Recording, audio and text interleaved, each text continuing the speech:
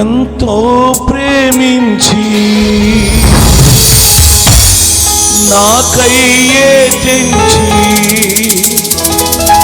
ప్రాణము నర్పించితివే, విలువైన రక్తం చిందించి నన్ను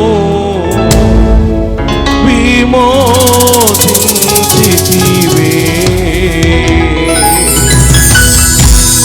ఎంతో ప్రేమించి నాకయ్యే తెంచి ప్రాణము నర్పించితివే,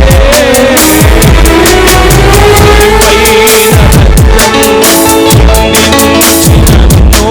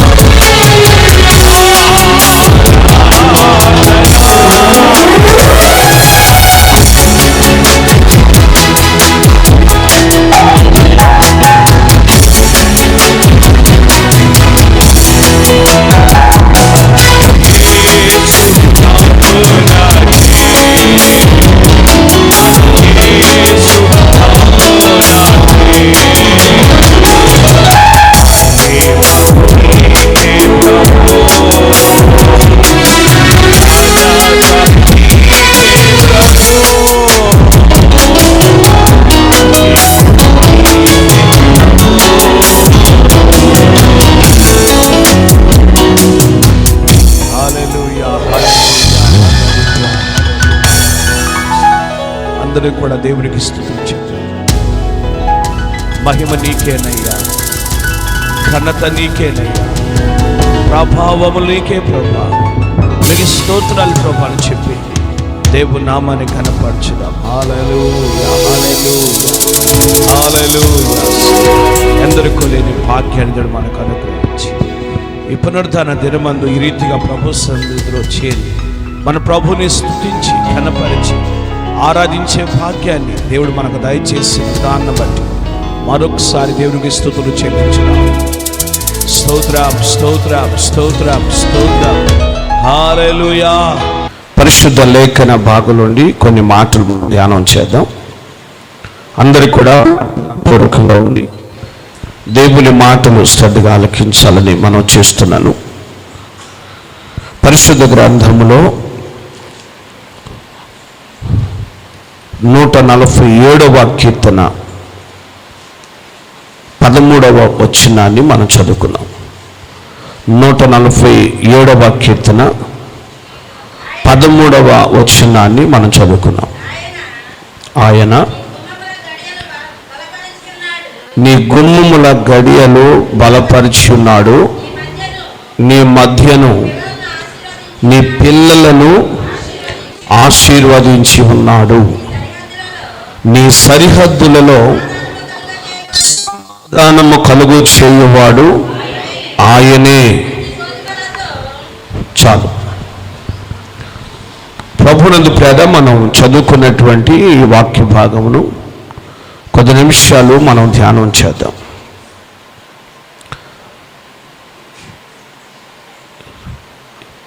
నూట 147వ కీర్తన భాగంలో భక్తుడైన దావీదు దేవుని స్తుతిస్తూ ఈ కీర్తన భాగాన్ని రాశాడు. ఈ కీర్తనలో ప్రారంభపు వచనములో ఆయన చెప్తున్న మాట ఏంటంటే, యెహోవాను స్తుతించుడి, మన దేవునికి స్తోత్రగానము చేయుట మంచిది, అది మనోహరము, స్తోత్రము చేయుట ఒప్పిదము అని అంట. దేవుని స్తుతించటం మంచిది, స్తోత్ర గానము చేయటం మంచిది. అది ఎలాంటిది అని అంటే అది మనోహరము అని అంటాడు. అది ఎలాంటిదంట? అది మనోహరమైనది, అది ఒప్పుకొనదగినది. అది ఒప్పిదాము అంటే అది ఒప్పుకొనదగినది. దేవుని స్తుతించటం, దేవుని ఘనపరచటం, దేవుని మహింపరచటం. దేవుణ్ణి స్తుతిస్తూ ఒక మనుషుని యొక్క జీవితంలో, ఒక వ్యక్తి యొక్క కుటుంబంలో, లేక వ్యక్తిగత జీవితంలో జరిగిన లేక జరుగుచున్న కార్యాలను బట్టి ఎంతైనా దేవుని స్తుతించాలి, ఎంతైనా దేవుని ఘనపరచాలి అని కీర్తనాకారుడు జ్ఞాపకం చేసుకొని ఎంతగానో దేవుణ్ణి స్తుతిస్తూ ఉన్నాడు.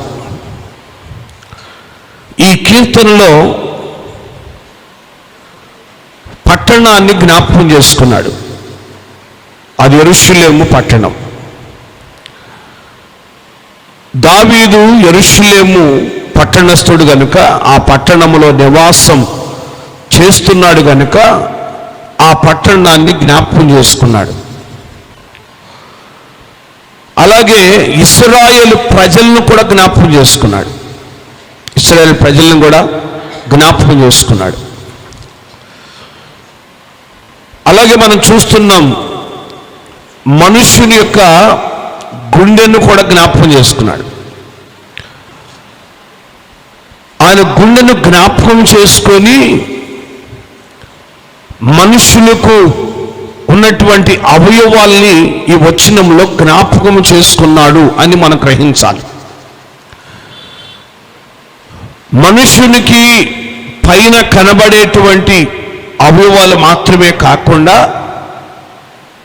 లోపల, మనుషుల లోపల ఉండేటువంటి అవయవాలు ఎంత ఆరోగ్యకరంగా ఉండాలో వాటిని ఆరోగ్యకరంగా ఉంచుతున్నటువంటి దేవుని స్తుతిస్తూ కీర్తనాకారుడి మాటలు రాస్తా ఉన్నాడు.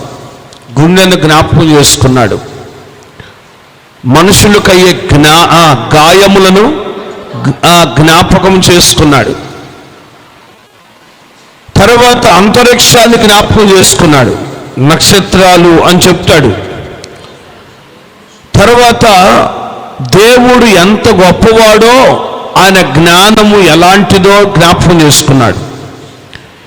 ఇలాగ మనం ఈ కీర్తన అంతా కూడా ధ్యానం చేస్తూ వస్తే ఒక మనుషుని యొక్క జీవితంలో కలిగి ఉన్నటువంటి వాటన్నిటిని గురించి, ఈ సృష్టి అంతటిని గురించి జ్ఞాపకం చేసుకొని ప్రభుని స్తుతిస్తున్నాడు. పర్వతాలు జ్ఞాపకం చేసుకున్నాడు, జలధారలు జ్ఞాపకం చేసుకున్నాడు, పశువులు జ్ఞాపకం చేసుకున్నాడు, అలాగే కొండలు జ్ఞాపకం చేసుకున్నాడు, పచ్చిక బయళ్ళు జ్ఞాపకం చేసుకున్నాడు, అలాగే గొర్రెలను జ్ఞాపకం చేసుకున్నాడు, మన ఇంటిని జ్ఞాపకం చేసుకున్నాడు. దేవుని స్తోత్రం. ఇంటి యొక్క తలుపులు, ఇంటి యొక్క గడియలు కూడా జ్ఞాపకం చేసుకున్నాడు. వీటన్నిటిని జ్ఞాపకం చేసుకొని ఎంతగానో దేవుణ్ణి స్తుతిస్తూ ఉన్నాడు. దేవునికి స్తోత్రం. హల్లెలూయా. దేవుని ఘనపరుస్తున్నాడు. ఈ మాటను, ఈ కీర్తన బట్టి మనం గ్రహించాల్సిన విషయం ఏంటంటే, ఆయన సృష్టికర్త ఉన్నాడు అని మనం జ్ఞాపకం చేసుకోవాలి. ఆయన సృష్టికర్త ఉన్నాడు. సమస్తము ఆయన మూలముగా కలిగెను, కలిగి ఉన్నది ఏది ఆయన లేకుండా కలుగలేదు అని జ్ఞాపకము చేసుకున్నట్టుగా మనం చూస్తున్నాం. ఆయన సృష్టికర్త ఉన్నాడు. మనం లేఖనాలు పరిశీలన చేస్తే 4, 5, 8, 9, 15 నుండి 18 ఈ వచ్చినవన్నీ జ్ఞాపకం చేసుకుంటే దేవుని యొక్క సృష్టిని గురించి మనం చూస్తాం.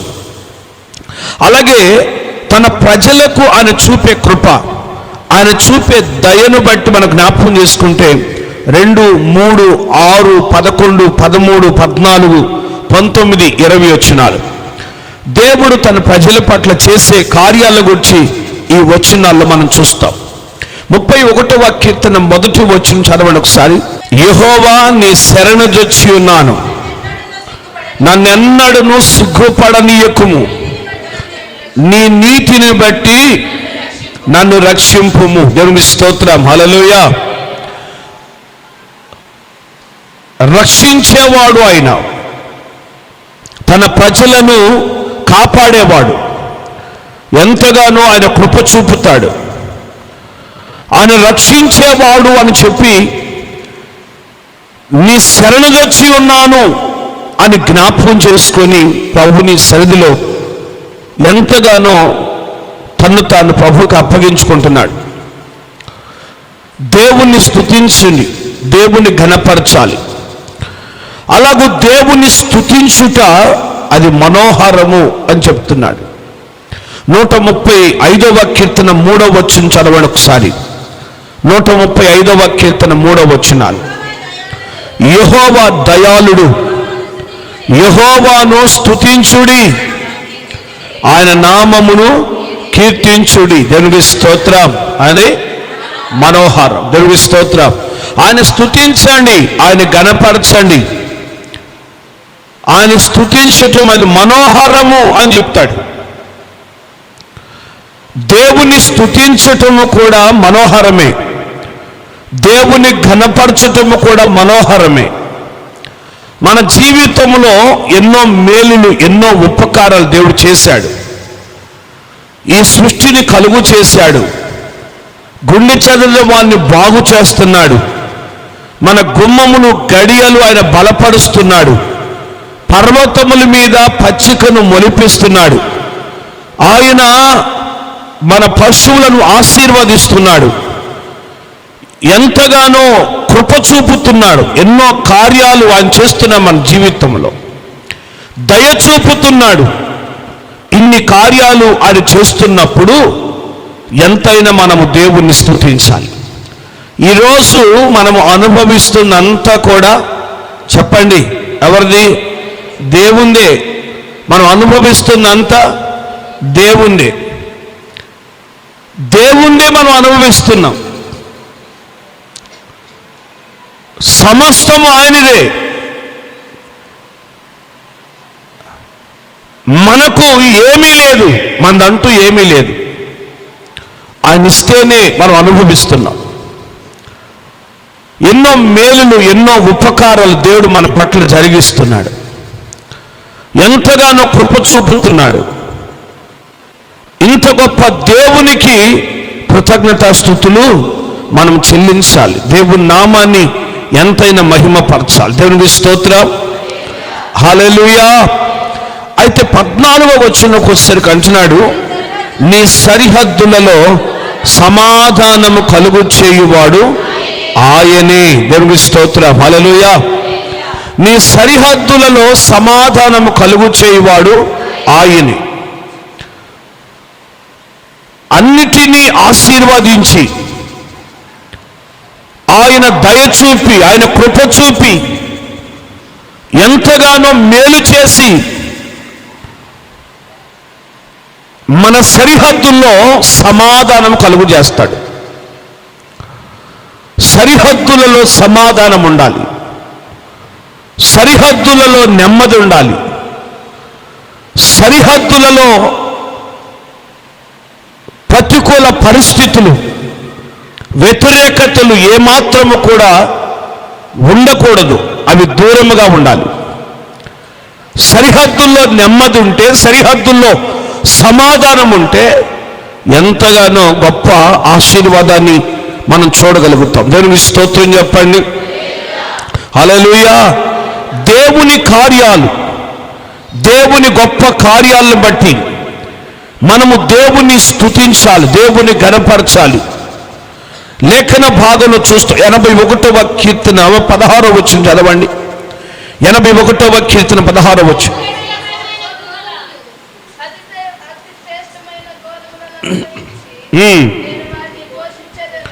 అతి శ్రేష్టమైన గోధుమలను అనుగ్రహించి నేను వారిని పోషించెదను, కొండ తేనెతో నిన్ను తృప్తిపరచదు. దేవునికి స్తోత్రం. సరిహద్దుల్లో సమాధానము కలుగు చేసి మంచి గోధుమలతో ఆయన మనలను తృప్తిపరుస్తాడు.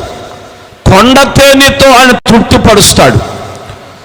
మనలను పోషించేవాడుగా ఉన్నాడు. ఆయన సమాధానము కలుగు చేసేవాడుగాను మనలను పోషించేవాడుగా ఉన్నాడు అని చెప్పి మనం గ్రహించాలి.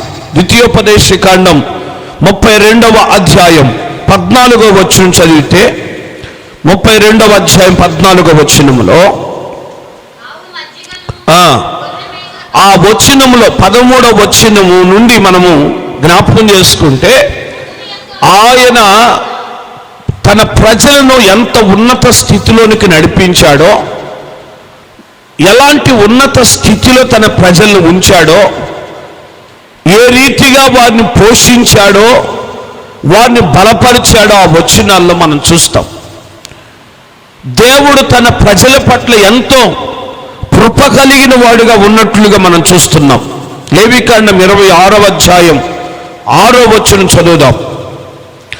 లేవికాండం 26వ అధ్యాయం 6వ వచనం. ఆ దేశంలో క్షేమము కలుగు చేసేదను. దేవుని స్తోత్రం, హల్లెలూయా. ఆ దేశములో మీకేం కలుగు చేస్తాను?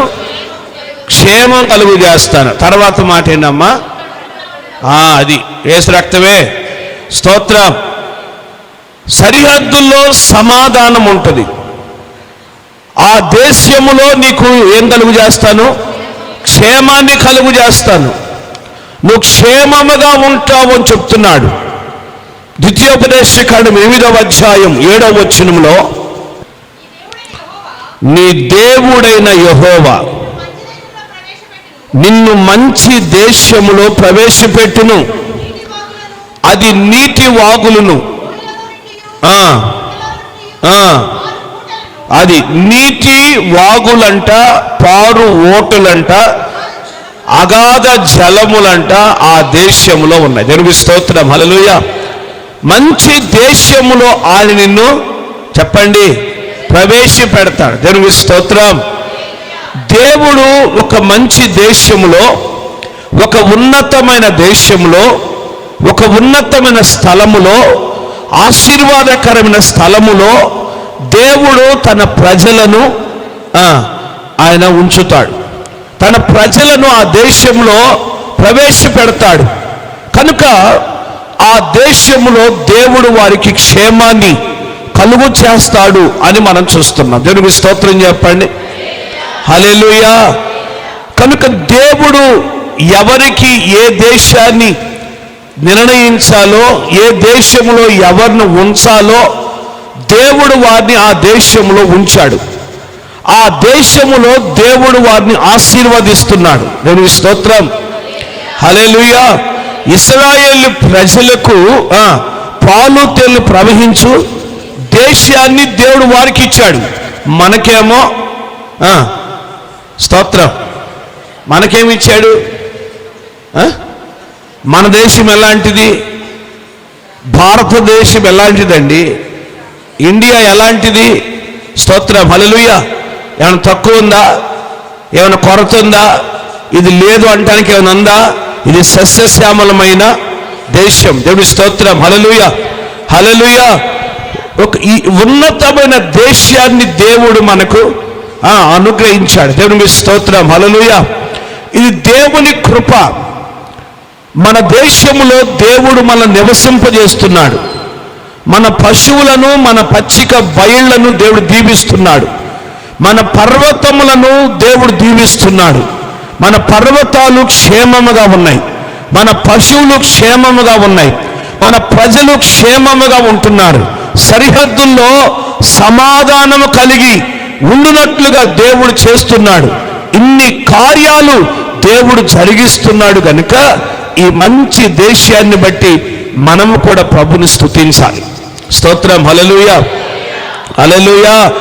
ఆనాడు దావీదు ఎలాగైతే తన మంచి దేశాన్ని బట్టి, తాను నివసిస్తున్న పట్టణాన్ని బట్టి, ఆ పట్టణములో ఉన్న పర్వతాలను బట్టి, ఆ పట్టణములో ఉన్న పశువులను బట్టి, ఆ పట్టణములో ఉన్న ప్రజలను బట్టి ఎలాగూ దేవుని స్తుతిస్తూ దేవుని కృపను జ్ఞాపకం చేస్తున్నాడో మనము కూడా మన దేశాన్ని బట్టి ప్రభుని స్తుతించాలి, మన పర్వతాలను బట్టి ప్రభుని స్తుతించాలి, మన పశువులను బట్టి ప్రభుని స్తుతించాలి, మన ప్రజలను బట్టి ప్రభుని ఎంతైనా స్తుతించాలి. దేవునికి స్తోత్రం. హల్లెలూయా, హల్లెలూయా.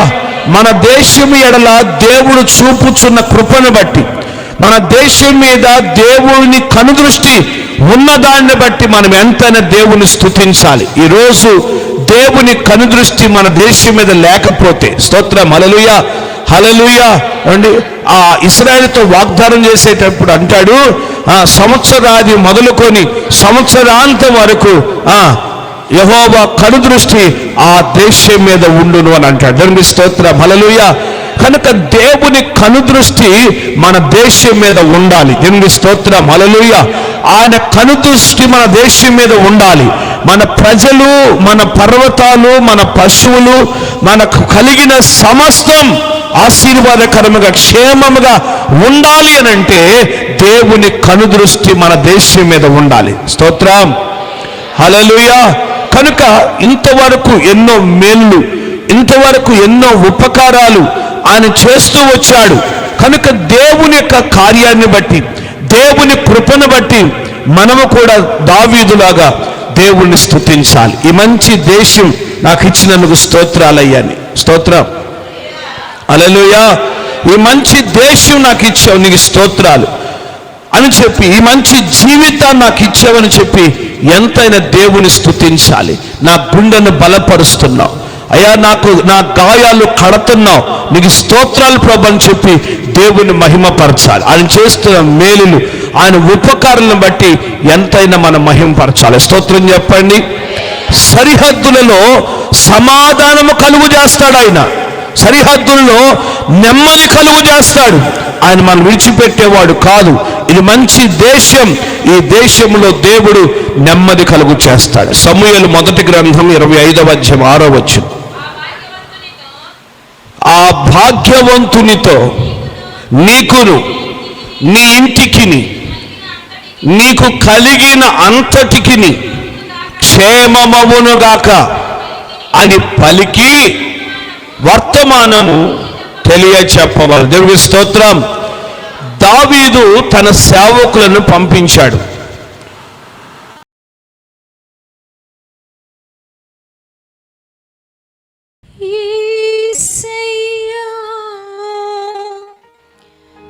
నీవే నాకు మార్గము సత్యము జీవమయా,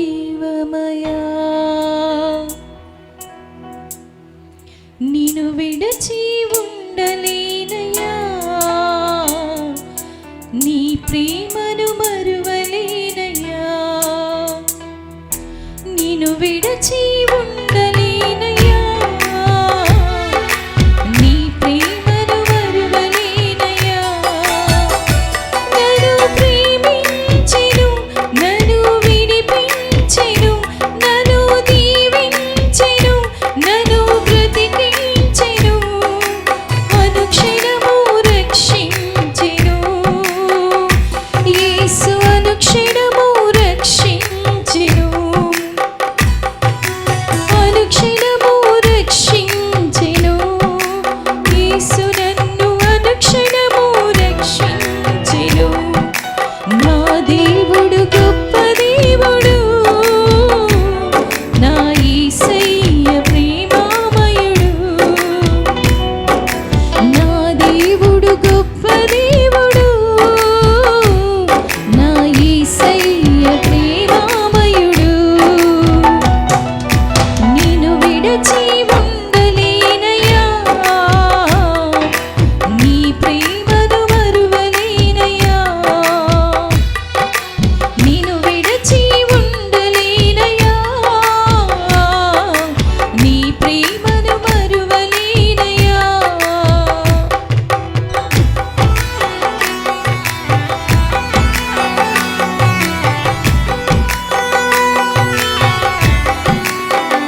అందరూ చప్పట్లు కొట్టి దేవుని మహిమపరచుదాం.